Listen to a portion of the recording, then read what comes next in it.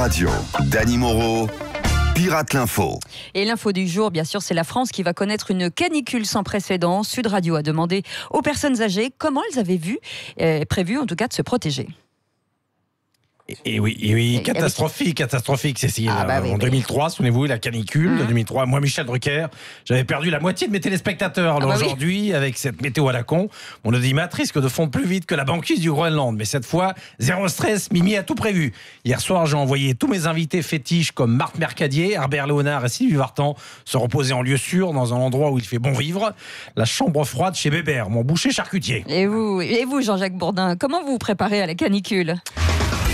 Oui, oh putain, je suis excité comme une chienne en chaleur. Pendant 5 jours, ça va être dispositif spécial sur BFM avec des duplex H24 dans toutes les maisons de retraite qui n'ont pas la clim. Dans toutes les maisons de retraite qui n'ont pas la clim. J'ai même récupéré le compteur du Téléthon pour afficher en temps réel le nombre de petits vieux qui se déshydratent et qui tomberont comme des mouches. Dis donc. Ça y est, on vient de perdre Mireille dans le 72. Au revoir Mireille. Oh non, c'est horrible. Tout de suite, pour répondre à mes questions, je reçois celle qui veille à ce que les Français s'hydratent correctement durant cette canicule. Ah, vous allez recevoir la ministre de la Santé ? Pas du tout, Cécile. J'ai avec moi Morissette, la fontaine de la place du village de Leval dans le Var. Alors Morissette, les yeux dans les yeux, qu'est-ce qu'il faut faire pour pas crever de soif cette semaine ? Morissette... Vous êtes en train de me dire glou-glou, glou-glou, glou-glou, glou-glou, glou-glou. Eh bien, merci pour ces conseils. N'hésitez pas à nous rappeler dès que vous avez les chaussettes de l'archiduchesse qui sont sèches ou... Putain, c'est aussi con à dire que de passer chez Soch. Voilà, c'est aussi ça le dispositif spécial Gourdin Canicule. Parler non-stop jusqu'à plus soif sans oublier de saouler tous ceux qui m'écoutent. Merci beaucoup. Et on a appris que Jérôme Cahuzac pourrait finalement exercer la médecine en Corse. Monsieur Cahuzac, vous êtes content de cette décision ? Je vous dis les yeux dans les yeux. Je n'ai jamais eu de compte en Corse, ni de paillotes sur la plage de Bonifacio. Vous avez quand même réussi à vous intégrer sur l'île de Beauté, non ? Oui, car ils ont reconnu en moi le magouilleur canal historique. Ah bon ? Et ici, dans le maquis, chacun veut sa part d'ombre pour faire la sieste sous les châtaigniers. Et quelle a été la plus grande difficulté alors ? Blanchir l'argent tout en leur noircissant les cheveux. Car ils refusent tous d'enlever leur cagoule de peur qu'on les scalpe. Alors je suis devenu généraliste en attendant de passer mon diplôme de nationaliste au FLNC. Fraudeur en liberté naturalisée corse. Qu'est-ce que c'est quoi ce bruit, monsieur Cahuzac ? Ce n'est rien. C'est mon cabinet qui vient de sauter pour la 3e fois. Car ici, si tu ne payes pas l'impôt révolutionnaire, c'est pire que le fisc. Alors, je vous le dis, les yeux dans les yeux de la cagoule, en venant ici, j'ai commis une grosse bêtise. Car médecin en Corse, ça ne paye plus. Je vais donc repartir sur le continent pour ouvrir un cabinet à Levallois avec mon confrère, le docteur Balkany. Ah oui, quand même. Oui. Et hier soir, l'équipe de France féminine affrontait le Brésil. Didier Deschamps, j'imagine que vous avez suivi le match quand même. Franchement, les filles ont fait un beau match, mais bon, quitte à avoir une blondasse qui s'agite sur le terrain, ça va. J'ai toujours une petite préférence pour l'attaquante des États-Unis, la Donaldette Trump. Elle rate pas une occasion de tacler l'équipe iranienne. Ah oui, ça c'est sûr. Mais attendez, Didier, l'Iran n'est pas qualifié, je crois, pour le mondial. Si, ils jouent en ce moment les prolongations face aux États-Unis. Là, ça va se terminer par une séance de tir au but, de tir au tweet. Ah oui. Yes, je vais mettre hors jeu ces fucking Iranians.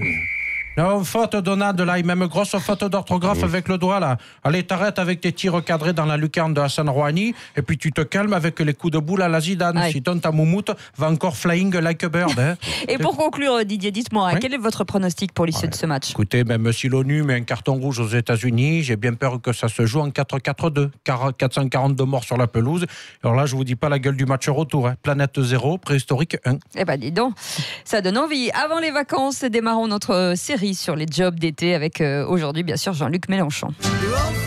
Ouais, salut les gens, c'est la mélange, cet été, je vais prendre un peu de recul par rapport à la France insoumise, là. Ah bon ? Mais bon, ça veut pas dire qu'il faut m'abandonner sur le bord de la route comme un vulgaire pitbull, là. De toute façon, avant de partir, j'ai pissé sur la porte de mon QG à Marseille pour marquer mon territoire. Hein. Dites-moi, monsieur Mélenchon, on vous a vu ce week-end enfiler un gilet jaune. C'est quoi, c'est votre nouveau combat, ça ? Mais non, les gens, vous avez de la merde dans les yeux ou quoi ? Mon gilet jaune, c'est pour mon job d'été. Je vais faire traverser les gosses devant les écoles et les centres aérés. Ah, d'accord. Et je vous préviens, je veux pas de petits merdeux qui marchent comme Macron, là, et qui traversent traverse la rue pour aller chez Pôle emploi ou boulangerie Paul. Avec Mélenchon, c'est la lutte des classes dès le CM2. Ah oui. Soyez insoumis, quoi, merde. Et avec mon gilet jaune, si vous me filez 2 raquettes de ping-pong, je peux même vous faire décoller des avions, voir la carrière du petit Adrien Quatennens. Ah ouais, d'accord. Et on termine avec le mot de la fin, avec Dominique Strauss-Kahn. Bonjour, c'est DSQ. Oui, est-ce que... Il fait chaud aujourd'hui. Ouais, il fait chaud, ouais. Même de Cardrel va faire péter la chemise. Ouais. Je voulais réagir à Sur quoi l'initiative de Marine Schiappa qui veut soutenir les femmes de ménage. Vous savez, moi aussi, j'ai toujours soutenu. En particulier Nafissatou. Ah bah. Champ 2806 de Sofitel. Ah oui, c'est pas soutenir ça. Et je veux continuer à les soutenir. Également, beaucoup de souteneurs. Et avec mes grosses mains baladeuses, je connais beaucoup de souteneurs dont j'ai le 06 personnellement dans mon portable. Non mais arrêtez-vous, attendez, vous dites n'importe quoi. Oui. Il s'agit de lutter contre la précarité de cette profession. Il y a une égalité, vous le savez, entre les salaires femmes-hommes. J'ai très bien compris. Ouais. C'est pourquoi je propose d'aller plus loin et de C'est-à-dire créer un équivalent masculin pour tous les métiers jusqu'ici laissés aux femmes. Ah. Je propose donc de remplacer les femmes de ménage par les hommes qui s'astiquent, les techniciennes de surface par les lustreurs de partie Oh non. et les dames pipi par les hommes pépons. Ah bah, il est Allez, complètement bonne taré. journée. Il est fou.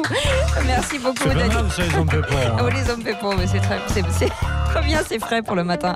On vous retrouve bien sûr en podcast et sur sudradio.fr. Oui, et puis on a évoqué Jean-Luc Mélenchon. On va en parler dans le Oui. duel dans un instant. Entre Thierry Guerrier et Véronique Jacquier. Et puis tout à l'heure à 9h, notre grand débat aussi autour du remboursement ou pas de l'homéopathie. Évidemment, puisqu'il y a une décision qui est attendue en fin de semaine. Déremboursé ou pas Oui. déremboursé. On en parle dans quelques instants et on retrouve bien sûr Dany Moreau demain matin à 8h20. Il est 8h27.